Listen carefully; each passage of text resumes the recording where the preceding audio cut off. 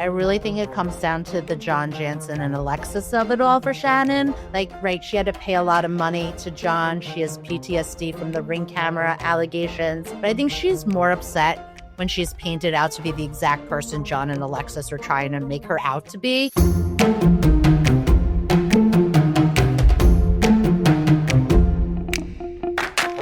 Welcome to Cocktails and Gossip, the podcast where we drink cocktails, but you better believe we're going to spill the tea.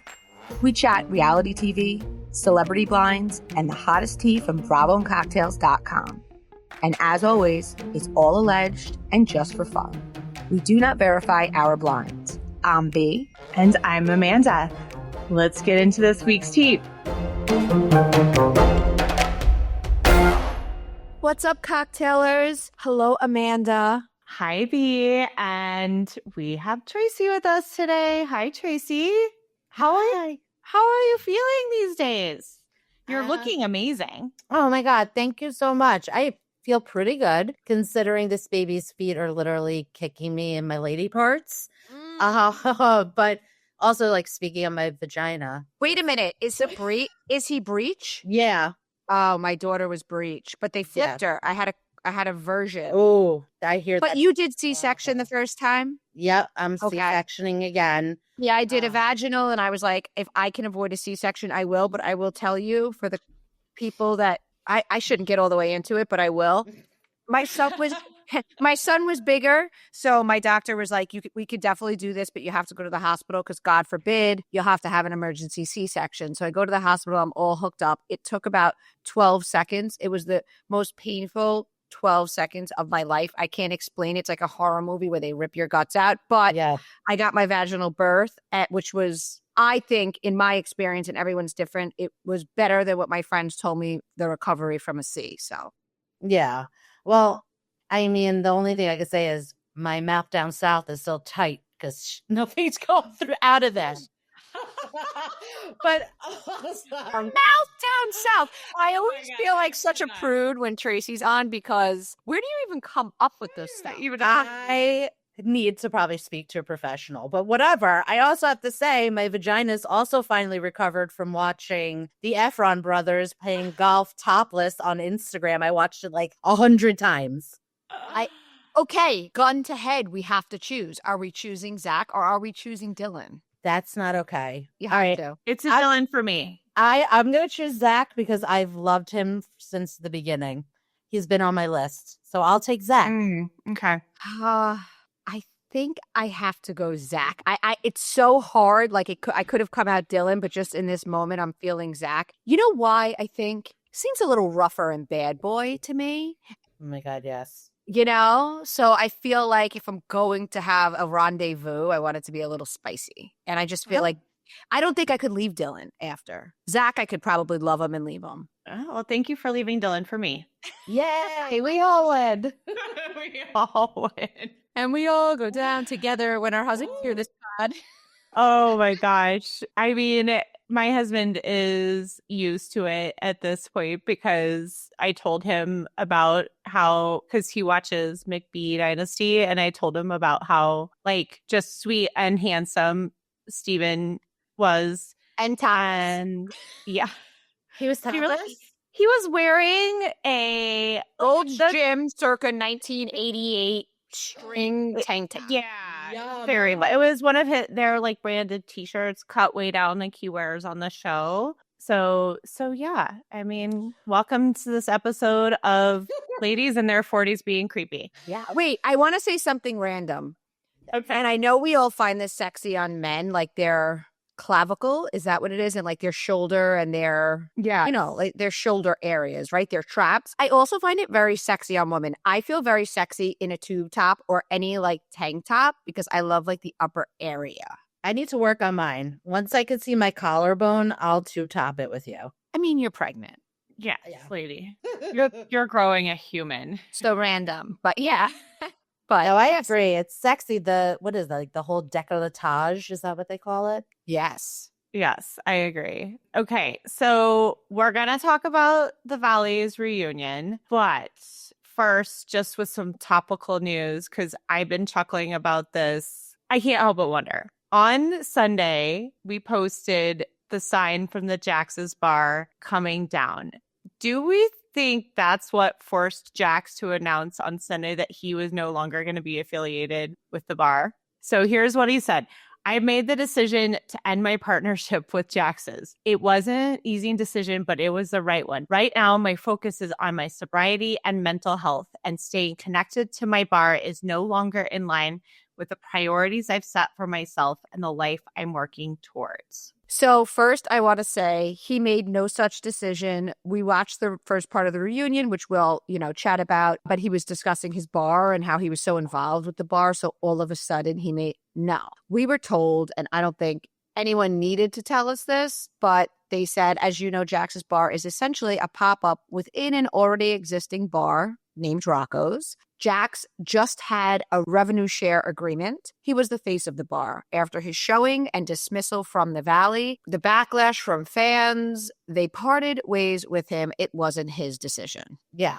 Come on, Jax. You didn't get that girl pregnant in Vegas. You didn't sleep with Kristen. And it was your decision to leave the Valley and walk away from the bar. The man's cookie is crumbled so much he could snort it. Yeah. Is that too soon? No, and I don't feel bad for him, especially after watching him last night on the reunion. Gross. All I can think of when I see him now is a crusty D. It's a long story, and I'll have to tell you guys the story sometime. But when I was a teenager, I went through this training where they showed us what advanced STDs look like, which is one of the things that I always say, saved me from it. Literally scared me straight. Got my pants on. But all I can see now when I see his face, now that we know he's been screwing half of LA, but we didn't know he was doing it without a condom. And all I can see is crusty penis now. Ugh. It's that I didn't think that was a thing, that people who slept around just don't. What? It makes no sense to me. But before we get into the reunion, we had a cocktailer attend one of Scheana's book tour events. During the event, Scheana says she regrets not telling Ariana ahead of filming about Brock's affair. She said she wouldn't have brought it to the air, but she should have confided in Ariana because she's the only one she trusted 100%. Well, this is a double whammy, in my opinion. So the first part of that whammy is the fact that, and we discussed this last night on our Zoom. Thank you for all you guys who came. We had so much fun. So Scheana expects that she could have told Ariana about Brock's affair, expected Ariana to keep it completely off camera, while Ariana was reeling from having to film with her ex-boyfriend of 10 years who had an affair with one of her friends. Scheana's delusion is so real. I think if she had told Ariana maybe initially wouldn't have said, you have to bring this to camera. But as the pressure came on, and if Scheana decided to go with her and Lala's whole thing of pressuring Ariana to talk to Sandoval, I think Ariana would have been like, are you kidding me? Your husband had an affair that we're not discussing. You know what I mean? At some point, any person would have to crack and say that. I think she knows that in some logic. I think she knew that, which is why she didn't tell Ariana. Does that make sense? I also think that I think it could be a lot of things, but I think that a big piece of it was it was soon. And so Scheana was in her head, you know what? I'm going to wait on this. I am going to make it so that I can say we've worked things out so people can't pressure me to leave him, right? Because time passes and we've accepted it and we've gone to therapy and we can say those things if I wait a few months. And then next season on Vanderpump Rules, I get the Ariana treatment. Mm-hmm. Mm-hmm. I honestly, I think that all feels like a flimsy excuse, because if she truly did trust Ariana 100%, then she should have told her. And I think hindsight's obviously 2020, and it's generally easier to speak about your regrets much later about not doing the hard but the right thing than it is to actually do the hard but right thing in present day. Yeah. Like the math isn't mathing with her response for me. Like the Scheana we saw on season 11 was a jealous friend who didn't get Dancing with the Stars, who was hiding her own affair and was probably thinking she could have rode that wave too, but struggled to keep it a secret, only in fear that like she'd be taking the spotlight away from Ariana, which was huge. And she was pissed that Ariana was getting so much like lemonade. And that's why, like, that's why she started like siding with Sandoval, because in like what world does a woman who gets cheated on give a cheater a chance? She had her eyes on the storyline, definitely not her friend at all. 100%. I agree. The second part of the double whammy for me, and what stood out, and I would love to hear what you guys think about this, was when she said Ariana is the only one she trusted 100%. What about Lala, your girl, your Biffy, your ally? The one you teamed up with to go essentially against Ariana that last season. You really have to wonder about Scheana's thought process on the one hand when she says these things. But then I have to always come back to the point when people aren't like Scheana and they aren't thirsty and they don't give it to us. We say that they're boring and they shouldn't be on our television. So do I think she'll do anything for relevancy and fame? Yes. But we need her hypocritical and delusional because it would be a boring show to watch otherwise. And it's the secret to her longevity is her hypocritical, delusional ways. I wonder, though, if her and her hypocritical, delusional ways have a spot on the Valley. I will say, because I said this last week, I think maybe on the bonus pod, I respect Scheana's game for keeping herself on TV so long, but she still might be EC. Yeah.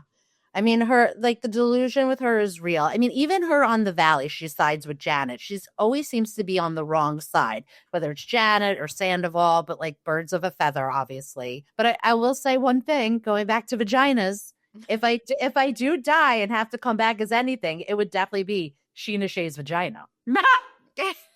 Have you seen who's been in there? I mean, okay, Tracy, that is an interesting choice. I feel a little personally attacked that you would choose something that you know will still be my BEC in the next life because karma is real.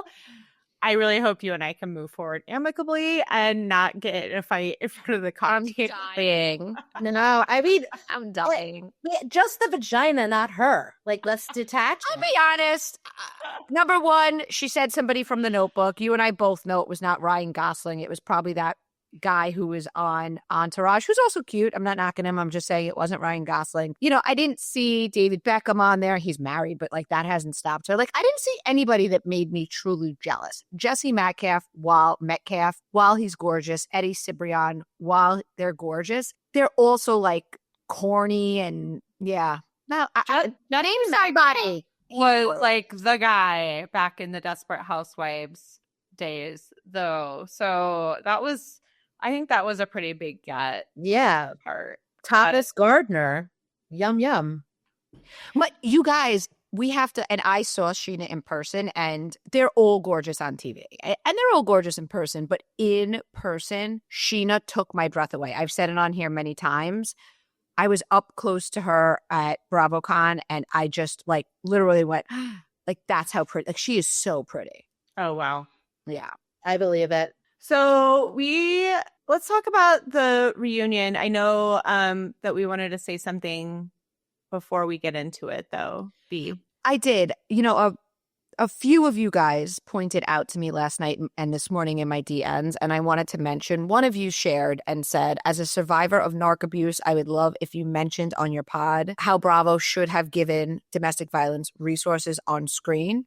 You know, we did see them give drug and abuse resources, which is awesome and necessary. But we watched Brittany describe like the abuse, the physical abuse and intimidation that she experienced. And I think it would have been appropriate if they would have shown the National Domestic Violence Hotline, which is open 24 hours. They provide English, Spanish, and 200 other languages through interpretation services. The phone number is 800-799-7233. Or you can text BEGIN, capital BEGIN, to 88788. I just wanted to take the time to share that resource with everyone.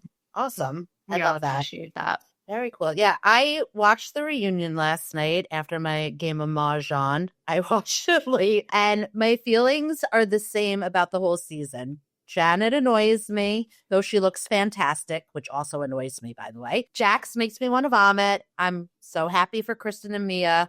Michelle's giving wet blanket. And I don't know what it is about Jesse. I know he's a douche, but something makes me still like him.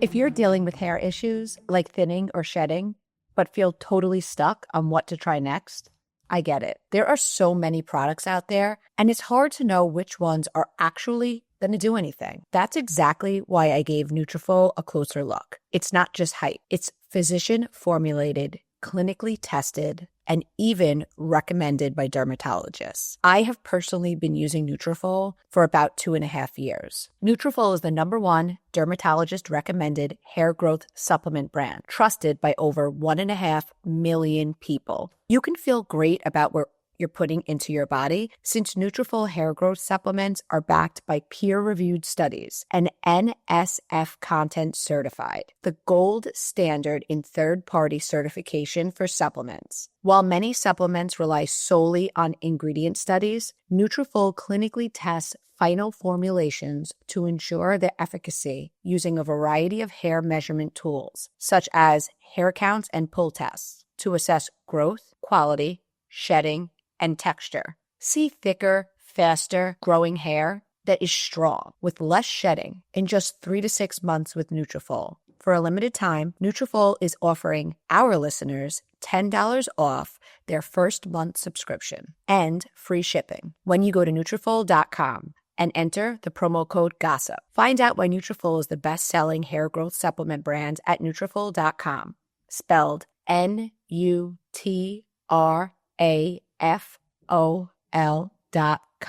Promo code GOSSIP. That's Nutrafol.com. Promo code GOSSIP.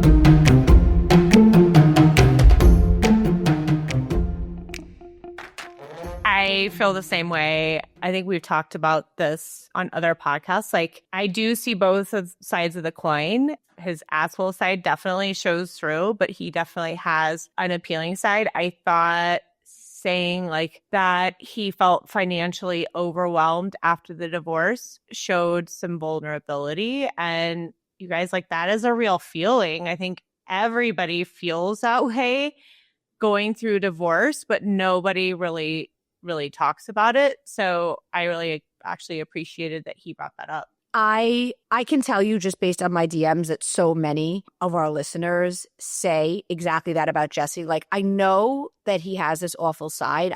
Nobody thinks Michelle is lying, but there is something so likable about him.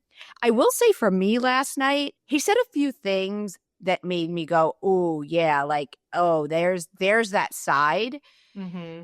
And so part of me says, because we all have like ingrained, I don't know what to call it. I mean, we're girls, but we all have a thing, right? And like Michelle isn't able to sugarcoat her frustration, and she comes off as uncaring and hard, which she said last night. And so I don't know. I'm very conflicted because I feel the same way about Jesse. And I think that if we met Jesse in person, that first of all, I find him very good looking. Yeah. I think that doesn't hurt. He's got this like boy next door look with the little Boston accent. And then he like tries to be like Mr. Capri. Like he's very attractive, especially to like women of our age, right? So I see everything with Michelle too, but maybe it's the fact that I know that Aaron dumped her, and I feel like she was kind of duped by Aaron because, as I said last night on the Zoom and as I posted to my stories, I know that he dumped her. So I don't have specifics, but I do know that he broke up with her, and I'm sure we'll hear details on season 3. And what one of you guys said to me was, B, it makes sense because a lot of us believe that they were together while she was still married. Even though she had emotionally left that relationship with Jesse long before, she still was married. And whether it was emotional and sexual with Aaron, certainly they were communicating. And she was into him while married. And one of you said, people who get with married people often leave when the married person leaves their spouse. And like that kind of made me feel bad for her because she was in a marriage that made her unhappy. I'm not saying it makes Jessie the worst person in all of this, but she was unhappy in her marriage. And so her mother was sick. She put all of her eggs into this Aaron basket and he left her high and dry. And I really hope that the side we like about Jessie is sort of not gloating about that. Yeah. You know, like, I hope that he's like, I'm sorry, like, I hope that he gives her some grace. That would make me be like, you know what? Jessie is a good guy. Yeah. Yes, he likes to look rich. Yes, he overspends. Yes, he wants to be this California guy who's really a middle-class guy from Boston, which is, I think, what we all come back to. Because you could almost relate to that, right? Like, if you're a middle-class person from Boston or New York or anywhere in America, and you move to LA and you're hanging out with Hollywood and you start selling like really big real estate, it is kind of easy to see. And now your wife does very well too, and you're kind of overspending, and then COVID hits and all that slows down. I don't know. I almost feel like it's a relatable situation. Not that I've been in it, but I could see easily how it would happen. Totally. And he has a tongue ring, so you know he's a giver. Ugh. Yeah. Sorry, I had to. But yeah, I mean, this is like a 3-episode reunion, so there's still so much to get to. I do want to say that even though Jax is owning up to things, I definitely don't buy it. There was like a brief time in history where I thought he really changed after his dad passed away, but obviously we saw that didn't last. I love Brittany calling Jack's dick dirty. I don't love Zach at the end of the couch, and especially like after Jasmine, that makes zero sense. But he is loud and he's there, so I love that. I'm really anxious about the Mia and Dark Danny part when they get to that. Like, I'm already annoyed. You said Mia and Nia. I can't do it because of the pregnancy brain. Seriously, I did that last time. Nia. Nia. Yeah. Yeah. I'm anxious about that too, actually, because I just don't feel it's deserved. And we see Jasmine go, I didn't like your apology. Really? Because his apology was good enough for you to do business and try to sell them a house. Like, Are we over it or are we not over it? I feel like Jasmine's really weaponizing it. I'm not saying, I know it's an inappropriate action, but then don't be around him. Be like, I can't be around somebody who did that and we're not friends. I don't accept your apology. I Totally. don't do business with them and don't tell other people that you guys are fine and you've moved on. Mm-hmm. Like, either you have or you haven't. I am right there with you, Tracy, on not believing that Krusty has changed his ways. I just keep seeing the same thing from him. Instead of, he keeps telling everybody that he's taking accountability for his actions, his drug abuse, but he blamed COVID. He blamed Vanderpump Rules for firing him. He blamed financial stress. He blamed his wife for being pregnant. Like, the man can't say, I have a problem. It's still everything else's fault. Yeah. Totally. I hear it. I think I don't want to waste too much time on the reunion because there are 2 more parts. Yeah. So, we have so much. Yeah. I just want to say, he did say his job and his son were the most important things to him. I mean, sir, your job shouldn't be listed, and don't say that before your son. And like, we all know, like, for him, the job is just getting money, being on TV, no matter how gross he is. Like, my prediction is he's going to turn his life around, not for his son or himself, but just to get back on TV. He's going to use his social media to paint this perfect picture of himself, even showing him like failing a little bit and getting back up to just be vulnerable. And then like, I feel like the network execs will like see he's sort of getting better and like ease him into like a Traders before he gets on like the Valley, and maybe he has a good season and then he'll fall back into his old ways. One more thing I'd like to point out, Lori Kay, and I never say sources, but in this case I will because she was not a source, but I knew from a reliable source that he was back in rehab. They mentioned it on the reunion, and Lori Kay fought with me tooth and nail. She also said she never slept with him when she did that. So since she lied about rehab, I'm just going to assume she lied about everything. So stay out of my inbox. I'm not interested in people who, and like, I went back and forth with her because stay the hell out of my inbox. Telling me something isn't true when I have receipts. Lori. Yeah. She needs to go to the gyno ASAP too. Oh. And it was in a dirty bathroom. So it's like, not only are you getting a sexual disease, like, Staph infection. we are in our 40s. We no longer bang in club bathrooms. I'm not saying I ever did. I'm just saying. Okay. Oh my God. I gotta move on from Tracy brings it out. I don't know. Sorry. No, I think I really enjoy hearing about other people's sex lives. But not Jax's. No. Krusty's. So, Tracy, we haven't had a chance to talk to you about McBee Dynasty. I'm not sure if you're watching, but I know we had Steven on. His interview was great. B and I just keep talking about how the show just feels like unhinged, old school reality TV. We now have a lot of cocktailers on board, and it's funny because I keep seeing them come through on Discord, and they're like, oh my God, I just finished season 1. I'm so excited to start season 2, like to a T. Everybody is saying that. So curious to know kind of if you've had a chance to watch it. And then I want to talk about the most recent episode and that huge fight in the Lake of the Ozarks with Calah, Steven's girlfriend, not girlfriend, and Cole, his brother. So I don't watch. However, after listening to your pod, I'm definitely putting this on my maternity leave list to watch. Like, Steven's voice is as hot as he is. And like, I didn't know anything about the show, and all the stories he shared, I was like, all right, I am in. And also, like, I'll need to be watching Hot Cowboys working while I'm in baby jail. So I'm in. Yeah.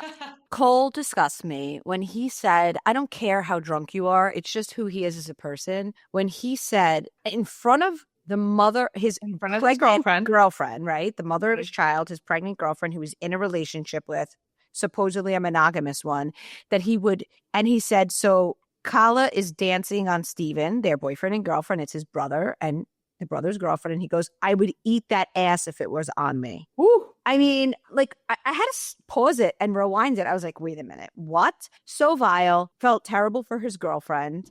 But, like, his girlfriend knows who he is. They've been together since high school. This is like if you're going to be with him, this is the only type of woman he would be with, is somebody who gets mad, cries, and then forgives him two minutes later, which is exactly what she did. The fight with Calah and Cole, Calah was very clearly wrong. Like, they're all just having a conversation, and goes out of her way to point out that Steven has an easy life. This is all while she had just, the scene before, asked his mother to co-sign an apartment for her because she wants to live in a fancy building in Dallas. So, but then to Christy, their mom, who's like a martyr, right? Long suffering with the husband and these out of control boys. Why on God's green earth would you, as Steven's mother, who says that the girlfriend Calah is poison for the family and it's a toxic relationship, agreed, why would you co-sign an apartment? Just say, listen, unfortunately, I'm not willing to put myself out there. You guys have a very volatile relationship, and I'm not going to pay your lease when you guys break up. So I think it was on the show that Chrissy, to the mom, said she was actually willing to help with the apartment if it meant they could get rid of Calah. So I think that made her feelings about Calah pretty clear. I think Christy is coming off as a class act because she's still like, she'll say, I'm here more because your dad's not around. But she doesn't, when she's asked about the mayor, she doesn't talk with bitterness. She doesn't go into too much detail, and she's honest. So I was like, I kind of get that. Here's the thing, I think, and we spoke about this on the Zoom, Amanda. Yeah. I think part of the reason that she's willing to pay Calah's rent is because, or co-sign, whatever it is because she knows that Steven had too much pillow talk with her. And we all publicly now know about the father's indictment. So I think it's also a way to keep her quiet, because there is a comment that somebody sent to me that the mom deleted, but wrote, somebody left a rude comment to Christy, the boy's mom. And she wrote, so I stick my nose in their relationship by telling Jesse he needs to stay home with Allie, but you're also saying, I think my boys do no wrong.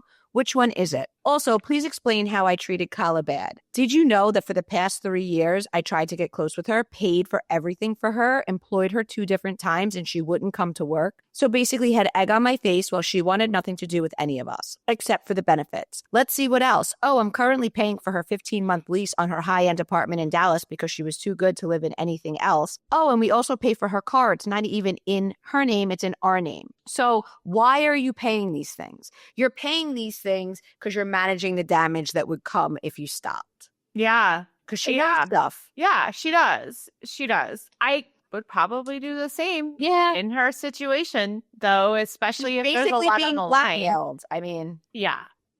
So it's, guys, definitely watch it. Where I would also be pissed with my son. I mean, I'm not saying she isn't. Oh, I think she is. I mean, I think you brought this woman into our lives. You told her too much. She is not a member of the family, and she don't tell people where the bodies are buried, dude. She keeps proving herself over and over again. You know, she keeps telling everybody who she is. Calah does, and nobody. Steven keeps taking her back. So yeah, but again, if these people make good decisions, we wouldn't watch them. So it's so true. So on to OC. You guys know it comes on Thursday nights. We record on Thursdays, although today is technically Wednesday. So last week's episode had the blowout with Shannon and Katie at, I keep calling it, I think that party that Heather threw was so strange. Totally going off topic here for a second, but all the weird drapery and that huge room for 30 people, it looked like it was a very nice party, but it looked, I kept thinking, I'm like, they must have to do that for television because otherwise it gets too loud. Because I was like, she spent $150,000 on that. That didn't make sense to me. But anyway, so Shannon flips out, tells Katie she's the worst person ever because Katie recorded Shannon without Shannon's permission when Shannon was freaking out at the gallery shoot. Katie denies showing Alexis, but Alexis told Heather and others that she had seen a video of Shannon freaking out, acting unhinged at a photo shoot. What do you guys think about this whole sitch? So the first thing that came to mind for a lot of us was that Shannon, years ago on the trip to Ireland, recorded Kelly without her permission. Shannon was asked this on Watch What Happens Live. She addressed it by saying production specifically told them to get footage once cameras were down. And Shannon feels the photo shoot was different because it was not a recorded event. It was just a photo shoot. My opinion, it's a work event. You're working as a housewife. Just because cameras aren't rolling, they certainly could, and they do take clips and show them on social media and stuff, right? So a work event's a work event. I don't see the difference. Obviously, if she showed it to Alexis, that changes things. I just feel when it comes to Katie, does it make her some awful, terrible person, as Shannon said, worse than Tamara, worse than John Jansen? I don't think so. In my opinion, Katie isn't having much success trying to be a vindictive housewife, but she's not doing anything that the other women haven't done so far, right? I don't know. Katie's having trouble spinning it, right? I think that's what the problem is. She's really floundering. If this was Tamara or any number of housewives across the franchises and they were confronted, they would lie better. They would spin it in their favor. She's not very skilled at being a twisted bitch. And it's showing. Totally. I don't know. With Katie filming Shannon, I really think it comes down to the John Jansen and Alexis of it all for Shannon. Right, she had to pay a lot of money to John. She has PTSD from the Ring camera allegations. But I think she's more upset when she's painted out to be the exact person John and Alexis are trying to make her out to be. So where I'm siding with Shannon is she hears her friend, quote unquote, hung up a business call to film her melting down and then showed her arch nemesis. So the pain is so fresh and Katie knows that. Now, this is something obviously that would have never came out if Tamara didn't say anything. So also you have a friend doing things like this, not even for a storyline on the show, which is very shady, Katie. So I do get why Shannon said you were worse than all of them, because it's Katie found the knife that was in Shannon's back and decided to insert it back in. Yeah. Good yeah, point. I agree with you both. Tracy, I agree that it was just extra mean of Katie to share the video with Alexis. because Shannon was in an active lawsuit with, not with Alexis, but essentially with Alexis and John. And I think that was extra low. I think the issue with Katie is she's just not that likable. She says and does the wrong thing literally at every turn. She is not winning the audience's love. And I did want to touch on something we had discussed before. So I try to always admit I'm wrong when I'm wrong about something. Back last year, when Joel Kim Booster, the host of Love Hotel, after filming, posted about Shannon being a monster and being awful to production, I said right here on the pod, that I didn't believe it because we hadn't heard that. And my thought was, I feel like we would have heard it. I feel like Bravo would not be asking her back if she was really that terrible. So I want to admit that I was wrong, because from a source, we were told it's no surprise that the reality that Shannon is awful to production is coming to light now. Bravo kept it quiet when it came out from Joel Kim, the host of Love Hotel, as to not affect that series' debut. Shannon is expensive, and they have Gretchen and Joe, the OGs, whose fans are taking great interest in, and they're willing to work for basically for free. Expect Shannon to get the Vicky treatment. She won't be full-time. She can come back as a friend of or cameos with a huge reduction in salary, or she can choose to leave altogether. She won viewers over with the Alexis debacle, but is quickly losing them by attacking Katie and all of the rumors about her being awful to production. Her full-time days are numbered. And that's a cocktail exclusive if you're not a subscriber. So it's probably your first time hearing it if you're not. I believe it. It totally makes sense to me. And again, we're at the start of OC. We have to see fans' reaction. We have to see how the season plays out to ultimately see what Bravo decides. But she is expensive. And to the point of this source, the OGs are working for much cheaper and people are heavily engaged. Yeah, but if we take Shannon out, does OC have a dramaless show? Like, as hard as Shannon probably is to crew, she does make good TV, and she's still that underdog who got cheated on, got left for another housewife, gained weight, lost weight, trying at love. Like, we still want her to succeed, right? And like, I would hate to have her demoted or off the show, and then she finally finds love, and like, we miss that whole storyline. I don't know if this is an unpopular opinion. Cocktailers can tell me, but I'd actually be okay with a demotion. I think she's been heavily featured for a long time, and there hasn't been a lot of evolution. So I would love to see her happy, and I like that she's bringing the guys from Love Hotel to events, and I think that's all great, and I'd like to see that stuff. But I do think there's drama. I think the revival of Gretchen and Slade, she knows how to get in the mix, Gretchen, so she will bring the drama. There's no word on Tamra being demoted, for better or worse. I know people have opinions on that, but if Shannon were to not be as heavily featured or not there, Tamra would find someone else to make drama with. That's true. I agree with that. That's true. She's skilled at that. Because Shannon doesn't create drama. Shannon reacts to drama. She amplifies it. Yeah. So all Tamra has to do is just bring that to somebody else's front door. Yeah. And let them react. Totally. Yeah.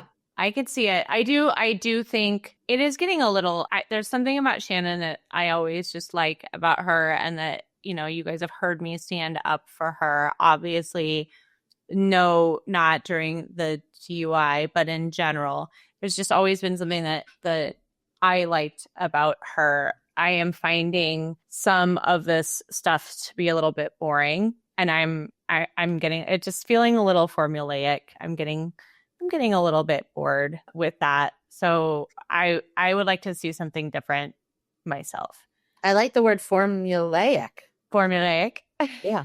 So let's talk about Atlanta, because there's a ton of rumors going around about casting for the next season. We had the reunion. So Shamea, who we have known not in the spotlight, but for a long time, was finally in the spotlight. Started out the season super strong. Didn't have the best showing at the reunion. So I want to see what you ladies think about her and Porsha and their friend fight, and where you guys stand.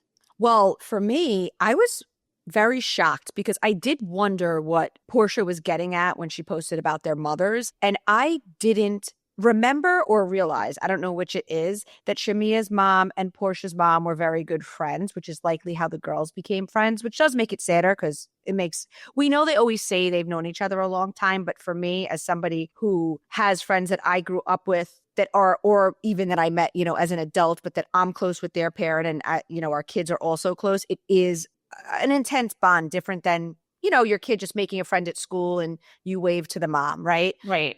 So Shamea's mom, according to Porsha, bought Porsha's mom's daycare out from under her. So Shamea claims Porsha's mom and her mom were not friends when she bought her daycare that was having financial difficulty.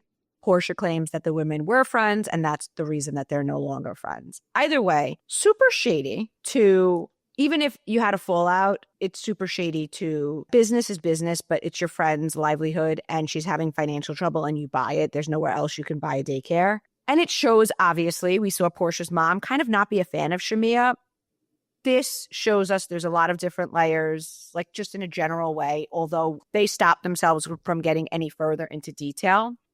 And I do see Porsha as condescending towards Shamea, but now that I have this knowledge, I kind of see it like, well, Shamea's family had the upper hand for a time, right? I imagine this was pre-Housewives or like in the early days. And Porsha's mom lost her daycare business and Shamea's mom bought it out. And so now Porsha was on Housewives. So she had something over Shamea, right? Because she was a star and Shamea was like the backseat to that. But Porsha lost her grifter husband. Shamea is thriving with her husband, who's very wealthy. Shamea is now a full-time housewife. So it's back to Shamea having the upper hand. Do I think this friendship will go back to normal? No. It already has a lot of issues, some that were not even addressed. I think they probably could have stayed cordial if Shamea weren't a full-time housewife, but I think a friendship with this many issues with family members, now under the housewife spotlight, this was just bound to explode. Let me ask you guys both this. Do you guys believe that Porsha did or did not want Shamea to be a full-time housewife? I feel like she did. She even said, even Andy, I feel like confirmed that Porsha asked Andy to get her on the show. I don't know if I believe that she publicly told people she wasn't happy about it because I think Portia's smarter than that and wouldn't want that to come out because it would make her look petty. Do I think in her heart of hearts she wanted Shamea to have full time on top of her having the legitimately wealthy husband and happy life? No, I don't think that's something Porsha legitimately in her heart of hearts wanted. I mean, with the closet that has an elevator to it, I'm sure Porsha, I think you might have a good point in the upper hand, lower hand kind of shifting back and forth. And I think when Shamea built that house, I think that might have changed some things too. So, and especially with Porsha going through a divorce, I don't know. I get the feeling that maybe Porsha did at one point want that, but that then she wasn't super happy about it at the time. I think with the moms and the daycare history, I can see not only why there would have been tension, but it made a lot more sense about why Porsha's mom was in Porsha's ear about Shamea, because I always thought that was really strange. Porsha's mom came down so hard on Shamea for sharing the news with Porsha about Drew and Dennis. I was like, I feel like any good friend would do that. So it seemed so strange to me that Porsha's mom was like, oh, the messenger. Yes. But I think that Porsha has not been the best friend to Shamea. I see both sides to a certain extent. I think they both need to apologize to each other and maybe do like ayahuasca or ketamine or something to get through it. Yeah. Well, it's sad when a long friendship gets in the dumpster because of reality TV. The roots are so strong. So it does give me hope that they can, get back to each other. But I think one of them has to not be on the show for that really to happen. Like the ego is real. And the whole daycare thing was really shocking. It definitely put a little bit of a different light on Shamea to me, but I still love her personality. She came in guns a-blazing. So, Right. Yeah, it's complicated. Bring them both back full time. Let's have it out. Somebody get the details of this daycare.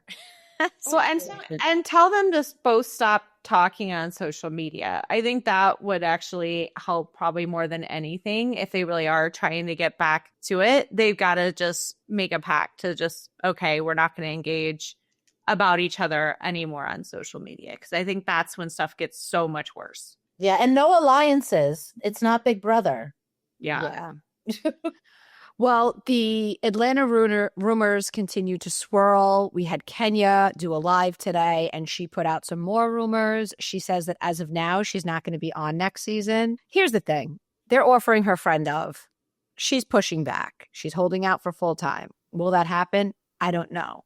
Will she give in? I hope so, because there are public documents circulating that she is being sued by the landlord of her hair spa. She is in arrears for rent. I would say allegedly, except the documents are out there publicly. I also don't think these videos are helping a network that's already on thin ice with her. I think they're probably pissed off. She said someone from Love and Hip Hop is coming on. Now, I actually haven't watched Love and Hip Hop in a minute, but I watched it very intently for years. Someone in the comments said, is it K. Michelle? She said, good guess. So K. Michelle is doing all sorts of hinting. For those of you that saw Love and Hip Hop, you know that K. Michelle is a recording artist, very big personality. Here's the thing. I don't believe that if K. Michelle were actually cast, she would be posting pictures of her in an orange dress and videos of her dancing, hinting towards coming on Housewives, right? I feel like if it were true, she'd want to keep quiet and let it be true. But if it's not true, well, yeah, I'm going to get my clicks. I'm going to get people on my page, people that may not know me from Love and Hip Hop or don't follow me, because a lot of my followers either didn't know who she was or didn't care, and now they're following her and they're watching her and they're clicking on everything. So yeah, I'm happy to tease it and get the clicks and have people talking about me, because there's no risk of me losing a job that I don't actually have. Whereas if I've secured the position as an Atlanta housewife, especially because historically, Bravo does not take from the MTV VH1 pool. They never did with the Jersey Shore, although it's always rumored and all of that.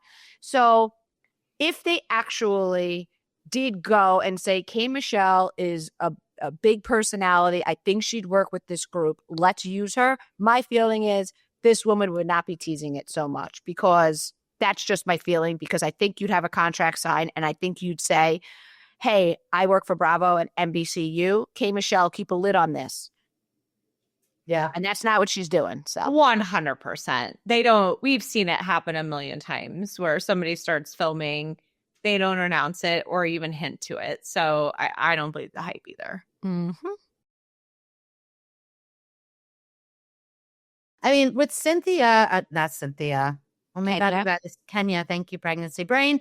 Like, sometimes taking the friend role is like the best move you can make. You get to see more good than bad. You get to win the audience back. Like, look at Cynthia. She was the voice of reason this season. And it just could pave a way back to full time. And I feel like she should just be like counting her blessings that they're even considering asking her back. Like, I think she just should just kiss the ring. But that's a really good point, Tracy, because the thing is, if you're off the show, you're off my radar. I don't know about your salon. I'm not paying attention to you. I don't care. Whether you're on the show as Cynthia is, you're a friend, you're relevant. People want you on their podcasts. Maybe you can't talk about your business on the show because you're a friend of and they're not getting a cut. But I'm invited on 2Ts and I can mention it there. You're on the show, so I'm following you on Instagram. When you post your products, I'm more inclined to click them. Once you're off Bravo shows, you are not relevant. And I think what some of the women are short-sighted because their ego. Yes. And I'm going to include Nene in this because the rumors are still swirling about her, and it's the same situation with the friend of versus full-time. They want that big Bravo check, but it's an ego thing because when you are relevant, you make your money through other avenues. Smarten up. Stay on the show in whatever capacity, collect whatever check they're willing to give you, and partner with brands and do these things that earn you different streams of revenue. Because once you're off my TV, I don't care and I'm less inclined to buy your shit. Totally. I couldn't agree more. I think Kenya has had a real big blow to her ego. I'm really bummed to hear that her hair spa isn't doing well. I'm not surprised to hear that because we had heard that it hadn't really even, after the incident, it didn't really even open. So I would not be surprised to hear that. I too would like to see, I'd rather see her on as a friend of, just like Cynthia, just like you said, Tracy, than not. But I do want to talk about Charles at the reunion because I love him. Phaedra saying she knew him this season on camera and him being like, I don't know you. Maybe we were in the same room together. That doesn't mean we know each other. And she was just laughing and smiling. Like, Phaedra, you were being shady about him and his wife, and you got caught in a lie, and she played it well. She didn't argue with them. Listen, he's a basketball icon, and especially when you live in Atlanta, the athletes and recording artists that are well-known are treated like how I imagine in England the royal family is treated, right? So everyone on the stage respects him to his face, but they talk shit behind his back. Yeah. Well, or they talk shit about the wife.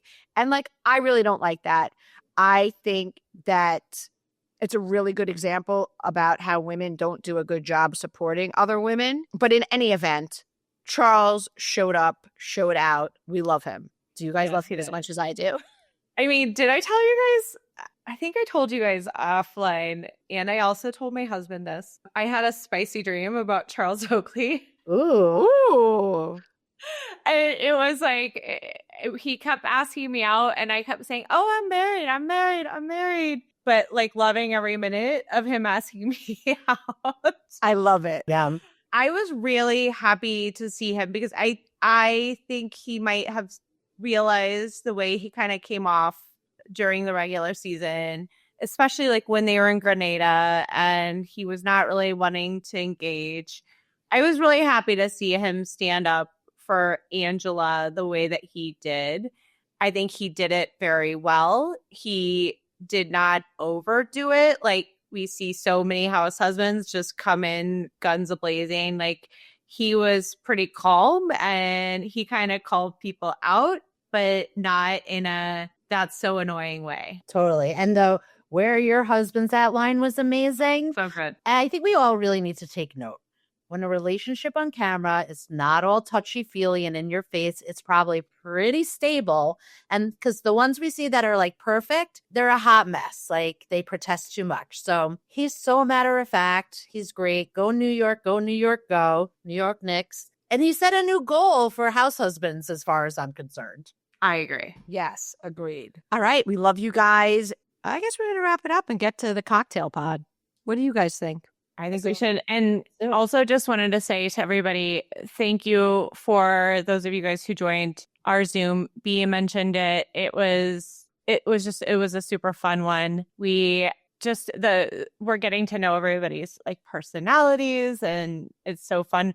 We started with a baby on camera. Oh, Finley. So Finley, the baby.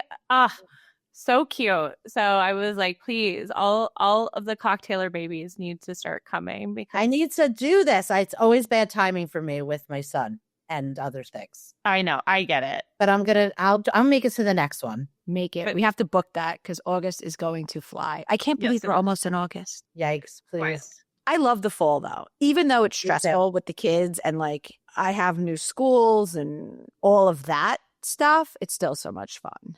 Oh, I know. It's going to be, I was going through the calendar last night. It is going to be pure freaking chaos for about 3 weeks with all the new schools and all of that stuff starting. But it's just a good reset time of year.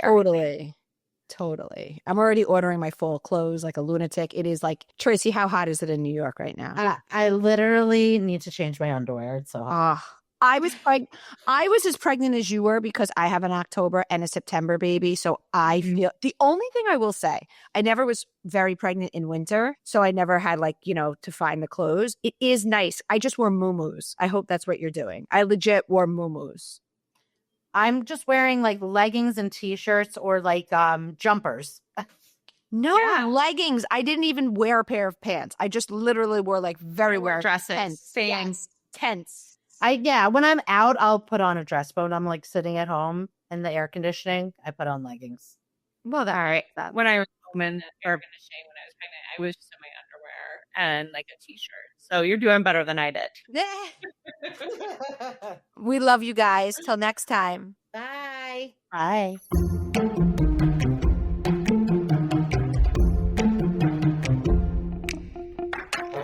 What's up, cocktailers?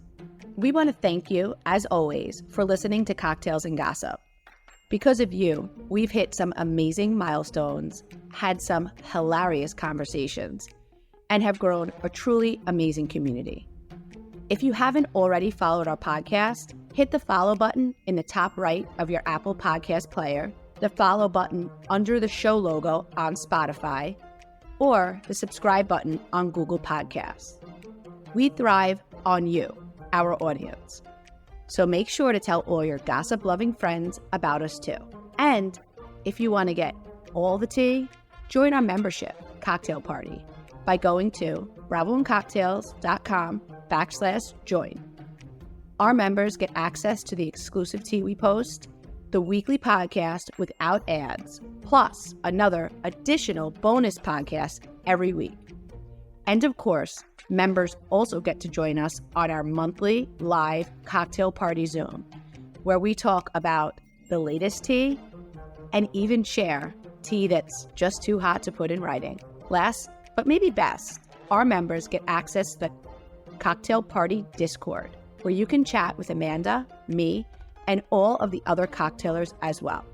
There are always some great combos and hilarious comments happening in Discord. Thank you guys so much for listening. We appreciate you.